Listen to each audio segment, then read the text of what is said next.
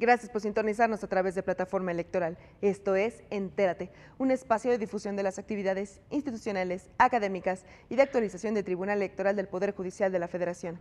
Hoy las y los invitamos a ser testigos de las conclusiones de la Mesa 6 y la clausura del seminario La Constitución de Apatzingán y la Libertad de la América Mexicana. Este evento fue organizado por el Centro de Capacitación Judicial Electoral del Tribunal Electoral del Poder Judicial de la Federación, con el objetivo de conmemorar el bicentenario de la Constitución de Apatzingán.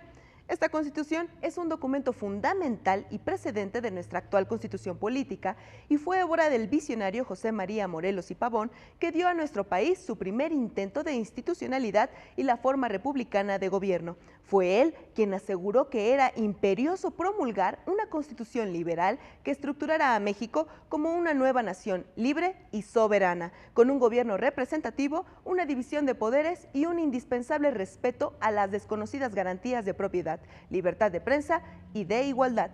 Con este seminario, el Tribunal Electoral reconoce merecidamente a la Constitución de Apatzingán en el bicentenario de su promulgación. ¿Nos acompaña?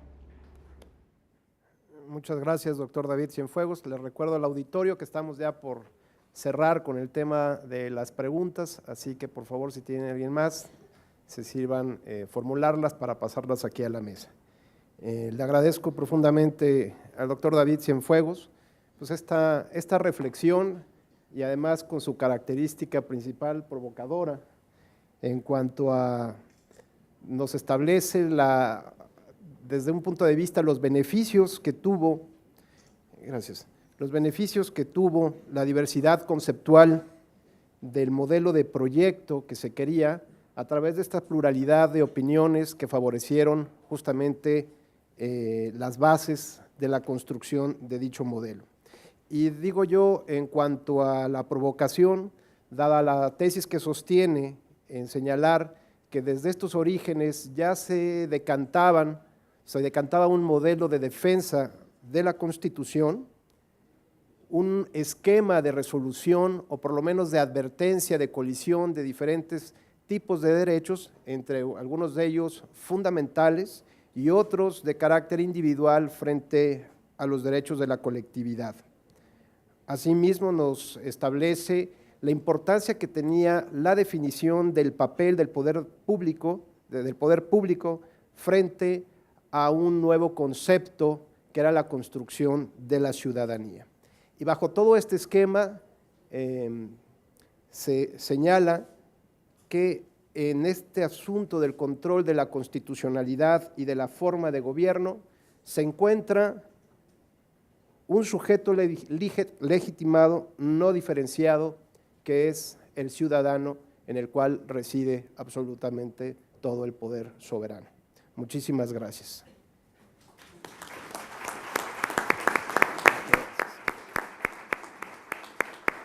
Bueno, llegaron ahora sí ya las primeras preguntas. Me parece que tal vez en el orden o las temáticas más bien que están estableciendo, podemos establecer cierto orden. En primer lugar, le preguntan al doctor David Cienfuegos si el artículo 237 que señalaba se retomó por algún otro constituyente y si nos podría hacer publicidad acerca de su libro. No es mi libro, de hecho lo mencionó Rubén hace un momento, es un libro que publicó el Centro de Estudios Sociales y Opinión Pública de la Cámara de Diputados y hasta donde sé, pues quien está interesado puede ir y se lo obsequian. Es una edición, por lo que veo, bastante grande, son 3,000 ejemplares, entonces yo creo que alcanzamos uno si nos apuramos. El artículo 237 En la parte que se refiere a esta posibilidad de que el ciudadano vea por las violaciones constitucionales, por supuesto que se reiteró, especialmente en las constituciones locales.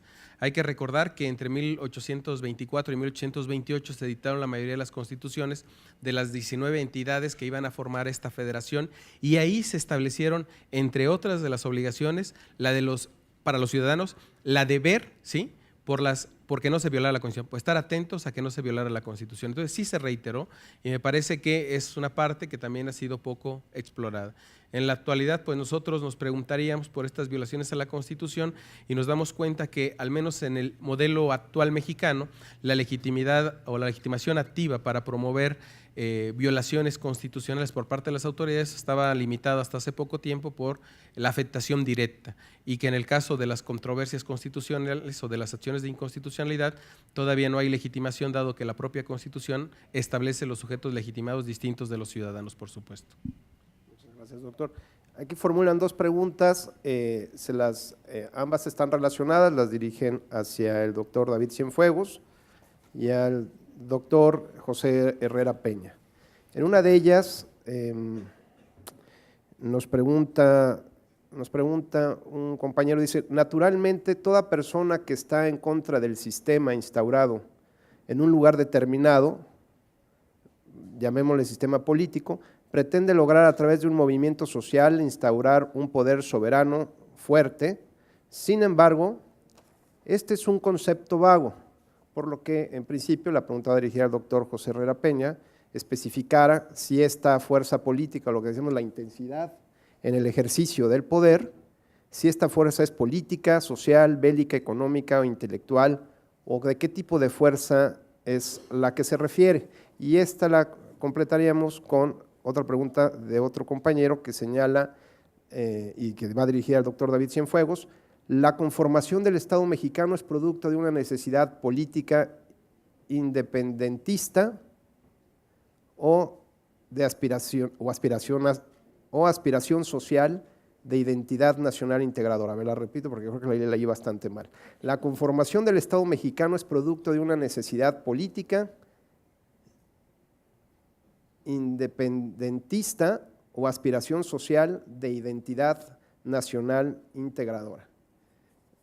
Si me hiciera favor, bueno, quien guste responder primero. La primera pregunta. La primera pregunta es: ¿qué tipo de fuerza es la que se ejerce en el poder? Sí, muchas gracias.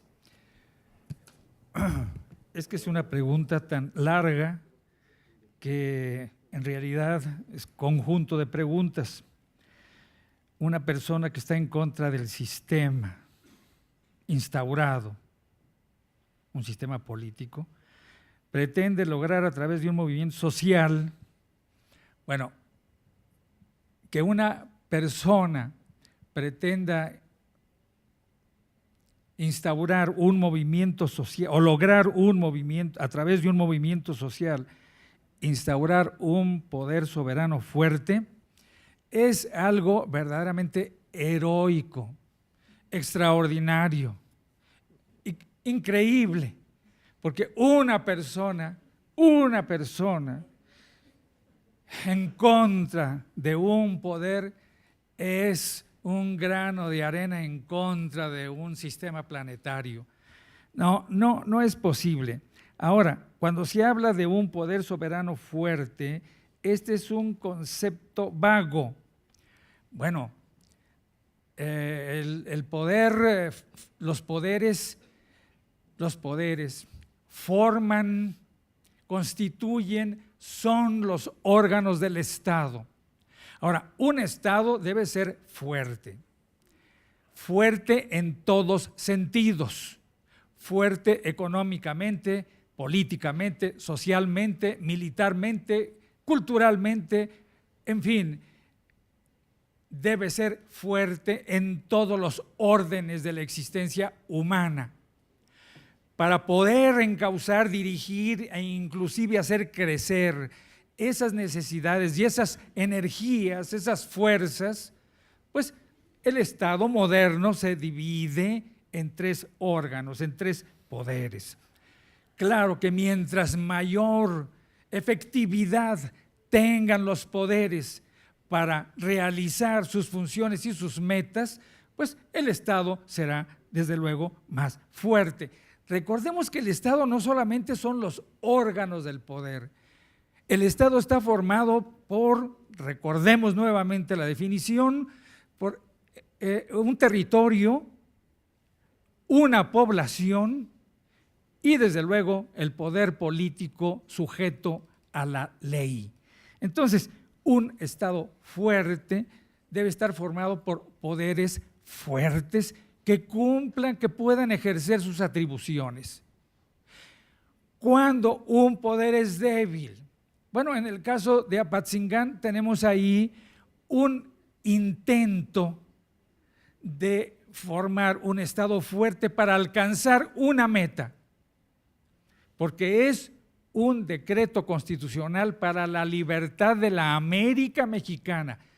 Todavía no se alcanza, se quiere alcanzar a través de las armas, por supuesto, pero a través de la ley, haciendo conocer al mundo los derechos de una nación para ejercer su autodeterminación. Los poderes eran fuertes, pero desde luego el Estado no lo era tanto, los poderes adolecían de esta debilidad, querían la fuerza en todo el territorio nacional, lo intentaron, estaban luchando, pero a mi juicio ni fue un Estado presidencialista, no hay un presidente de la República, hubiera sido una solución porque los miembros del gobierno no dependían del Congreso, formaban un poder aparte, eran un consejo de gobierno. Entonces, esto los debilitó un poco. Ninguno de los miembros del gobierno podían ejercer mando de armas. Sí, podían proponer a quien ejerciera, pero ellos mismos no estaban al mando de las armas. Era potestad del Congreso. Entonces, un gobernante, por ejemplo, que no tiene autoridad directa sobre el ejercicio de las armas, comienza a debilitarse. En eso consistía su debilidad.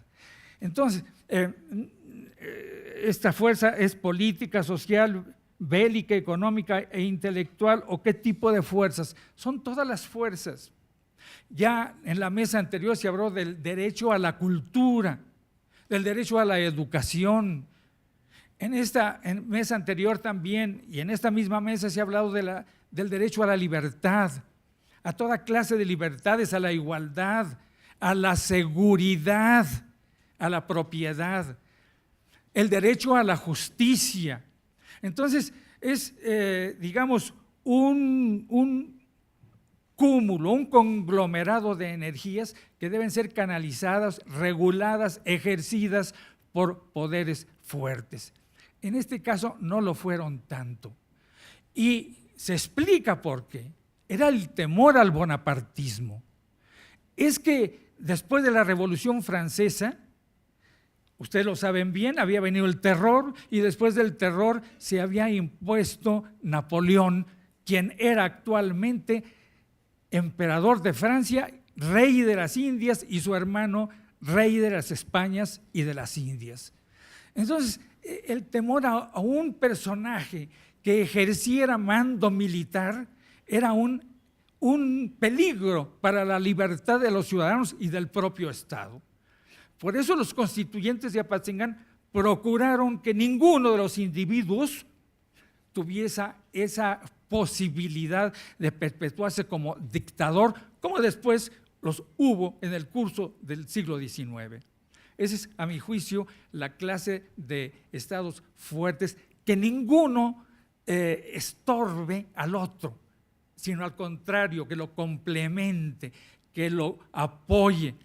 Aquí, de veras, me va a dar mucha pena expresarlo, pero es absurdo que un presidente de la República no pueda rendir su informe anual sobre el estado que guarda la administración pública ante el Congreso de la Unión, como antes estaba señalado. hay razones para haber impedido esa, digamos, esa combinación, esa coordinación de poderes. Sí hay razones, pero independientemente de las razones, eso, una actividad estorba a la otra, un poder no colabora con el otro y eso no solamente debilita a los poderes, debilita al Estado mexicano.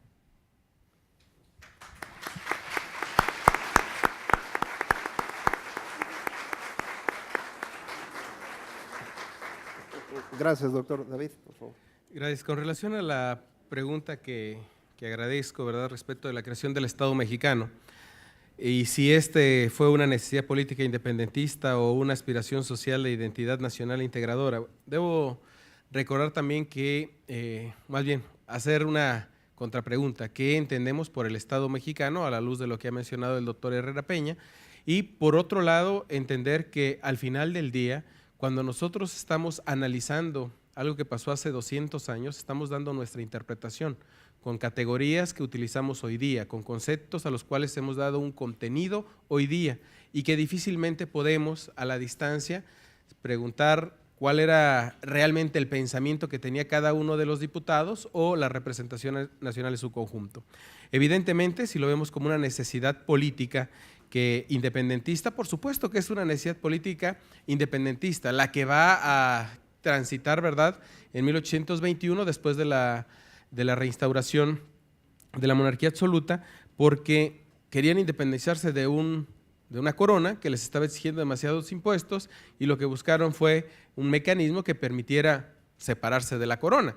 Y fue una necesidad política, aunque sea solo de un grupo, de una élite política, aunque más económica que otras cosas.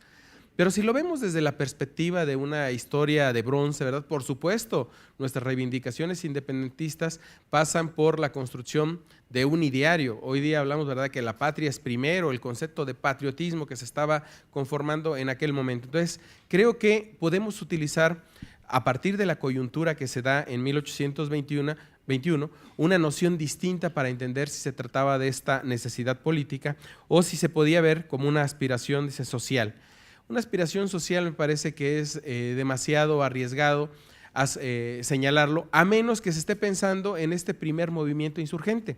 Hay que distinguir entre el movimiento de independencia que va a cuajar en la declaración de 1813 y la que va a cuajar en 1821. Son dos declaraciones de independencia distintas. En una tenemos una república y en la otra tenemos una monarquía, un imperio mexicano. Y estos conceptos son muy importantes a la hora de pretender un contenido social o pretender una ascendencia social del movimiento. Evidentemente, hablar de una búsqueda de identidad nacional integradora es algo sumamente reciente. Como bien mencionó, Renan empieza a construir, empieza a trabajar sobre ese concepto de nación a fines del siglo XIX y específicamente para una disputa ideológica identitaria que es entre Francia y Alemania. O sea, estamos todavía lejos de esa discusión en 1814. Sin embargo, el punto que podría resaltarse solo para el Estado mexicano que se está pretendiendo constituir en Apatzingán es que sí, hay una búsqueda identitaria en el sentido de que todos quieren reconocerse iguales frente a un modelo basado en las castas que había permeado hasta prácticamente 1800, que va a permear prácticamente hasta 1821. En todo caso, a mí me gustaría o me gusta siempre mencionar que este tipo de cambios que cuajan o que van a terminar en la construcción de una nueva visión del Estado o en la construcción de un nuevo Estado deben verse ante todo no solamente desde la perspectiva o desde las perspectivas como compartimentos estancos que se mencionan aquí, lo militar, lo económico, sino una verdadera revolución cultural. Una revolución cultural que, bueno, pues hoy día todavía seguimos buscándola, esperándola, ¿no? ¿A través de qué? De mecanismos para mejorar una cultura de la lectura, una cultura de legalidad, una cultura del servicio público que trascienda y se convierta en una cultura pues cívica, una cultura de los ciudadanos dispuestos a participar en la vida pública. Gracias.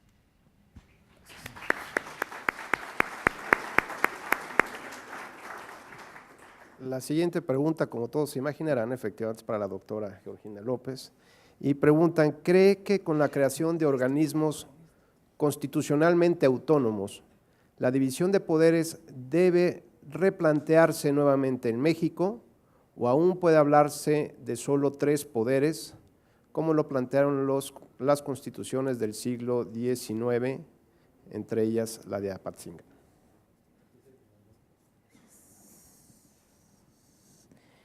Bueno, yo creo que más allá de la autonomía de los poderes, que es lo más deseable, yo creo que el problema que vivimos ahora, bueno, que hemos vivido durante muchos años, pero que ahora es mucho más evidente, tiene que ver más que con las instituciones o si requerimos de más instituciones o de más poderes que controlen a los demás. Yo creo que estamos hablando de un problema que tiene que ver con la impunidad, ¿no? Por un lado. Por otro lado, yo creo que también estamos fallando, siempre la crítica es hacia el otro, ¿no? En este caso, hacia el gobierno, que obviamente tiene una responsabilidad, pero nosotros como ciudadanos, ¿cómo hemos fallado? ¿En qué sentido? En el sentido de que no tenemos una cultura de conocer cuáles son nuestros derechos, por un lado.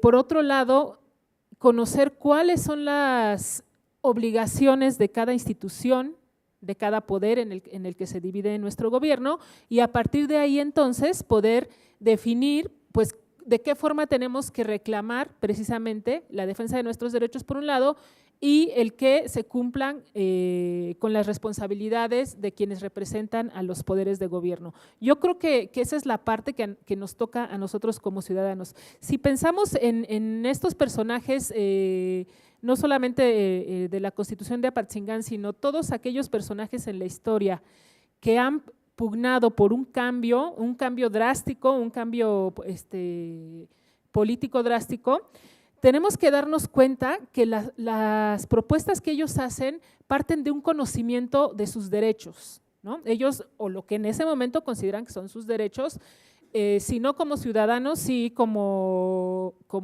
en el momento que son súbditos del rey o como habitantes de cierto territorio, como descendientes de los conquistadores, etcétera. Entonces, hay una justificación respecto a los derechos que se defienden y hay otra justificación respecto a en ocasiones a la parte que la autoridad no está cumpliendo, ¿no? Yo creo que esto tendría que servirnos, sobre todo a ustedes como jóvenes que nos acompañan el día de hoy, a reflexionar en torno a estas cuestiones. Uno, a conocer nuestros derechos, a leer nuestra Constitución. ¿Cuántos de nosotros hemos leído la Constitución como para saber a qué tenemos derecho, cuáles son nuestras obligaciones, etcétera? Y a partir de ahí a plantear propuestas. Yo creo que esa sería la opción que yo vería, ¿no? en el momento actual. Gracias.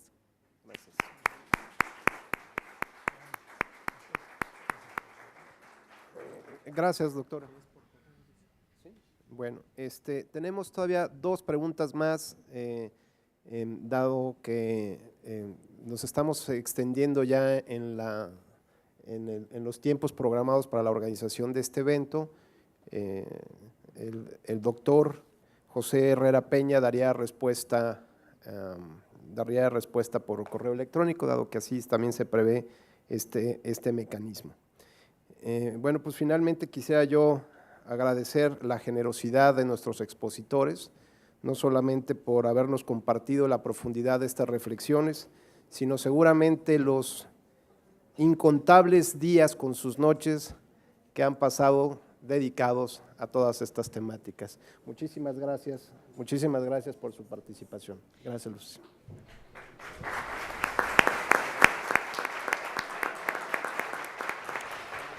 Gracias a usted, señor visitador general del Tribunal Electoral, y es el momento en el que el director del Centro de Capacitación Judicial Electoral del Tribunal Electoral, doctor Carlos Báez Silva, hará entrega de los reconocimientos a la integración de esta última mesa de trabajos del seminario La Constitución de Apatzingán y la Libertad de la América Mexicana. Así entrega este reconocimiento a la doctora Georgina López González,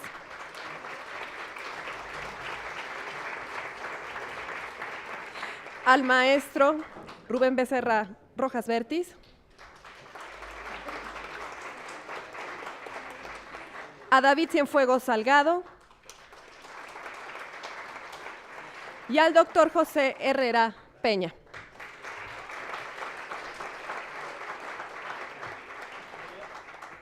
Inmediatamente cedo el uso de la palabra al maestro Rubén Becerra Rojas Vértiz, quien llevará a cabo el acto de clausura de este seminario, La Constitución de Apatzingán y la Libertad de la América Mexicana. Adelante, señor visitador. Gracias, Lucy, muy amable. Estimadas compañeras, compañeros, amigas y amigos, cita una frase anónima: la historia es la única rama del conocimiento que nos puede decir qué fuimos en el pasado, qué somos en el presente y qué seremos en el futuro. No me cabe duda que este seminario cumplió nutridamente con sus objetivos básicos, que fueron conmemorar el bicentenario de la promulgación del Decreto Constitucional para la Libertad de la América Mexicana, reconocer la enorme labor y esfuerzo de mujeres y hombres ordinarios que persiguieron con pasión un sueño y lograron alcanzar metas extraordinarias. Hoy recordamos a aquellos que dieron nacimiento a una nueva nación con autonomía e instituciones propias. Recordar y analizar los sucesos más relevantes que originaron la construcción del constitucionalismo democrático mexicano y sobre todo reflexionar sobre la necesidad de revalorar el significado de los principios axiológicos inmersos en el instrumento normativo de cuenta a la luz de la realidad que vive nuestro país. Durante estos días estudiamos las causas que motivaron la promulgación de la Constitución de Apatzingán, la importancia o el impacto que tuvo tanto en el ámbito jurídico como político, los principios que se incluyeron y los valores que se tutelaron en dicho ordenamiento, como la división de poderes y la soberanía popular. Todo ello con el afán de tener un mayor y mejor entendimiento sobre su evolución normativa a través de los siglos, es decir, desde su gestación cuando López Rayón redactó los elementos de nuestra Constitución, su manifestación en público cuando Morelos pronunció su discurso Los sentimientos de la nación en el acto inaugural del primer Parlamento mexicano independiente en Chilpancingo, su nacimiento el 22 de octubre de 1814 cuando el Congreso de Anáhuac aprobó y promulgó el Decreto Constitucional para la Libertad de la América Mexicana, que como bien dijo mi querido maestro, el magistrado Manuel González Oropesa, fue el primer ejercicio democrático de nuestro país basado en una verdadera soberanía del pueblo y en las ideas más puras del liberalismo, hasta llegar a impactar en la conformación de las instituciones actuales del país por medio de la norma fundante que en la teoría ha adoptado la doctrina contemporánea del neoconstitucionalismo y del nuevo bloque de constitucionalidad, en los que no basta establecer las competencias y delimitar los poderes públicos,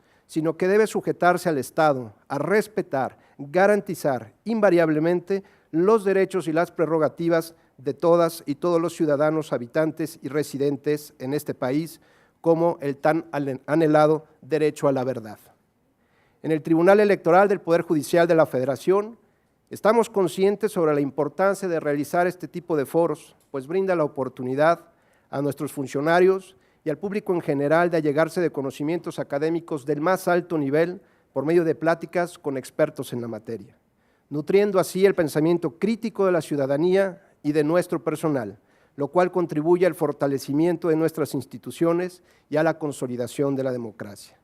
Ante ello, hago propia la inquietud y el ferviente deseo de mi querido amigo y maestro Pérez de los Reyes de trabajar con tal pasión que nuestra generación, dentro de 200 años, tenga los méritos suficientes para ser dignamente recordada por haber superado con creces los retos que hoy nos demanda nuestra nación, y no solo sembrar semillas, sino diseñar los caminos de bienestar y felicidad, como lo sentenciaba los propios constituyentes de aquella época.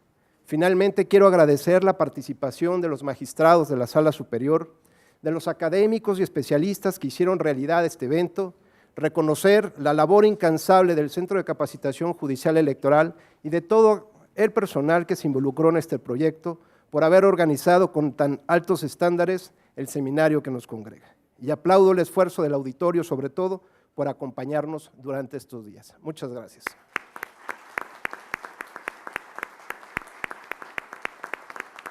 Si me permiten, nos ponemos de pie para clausurar este evento.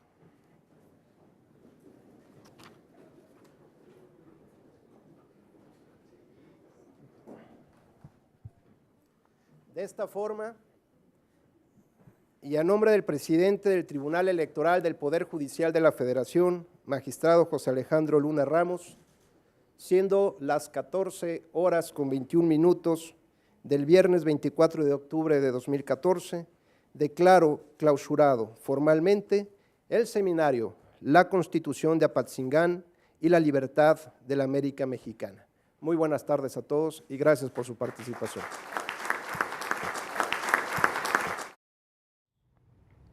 Los esperamos en una próxima emisión de Entérate, con lo más destacado de las actividades institucionales, académicas y de actualización del Tribunal Electoral del Poder Judicial de la Federación. Soy Roxana Noriega.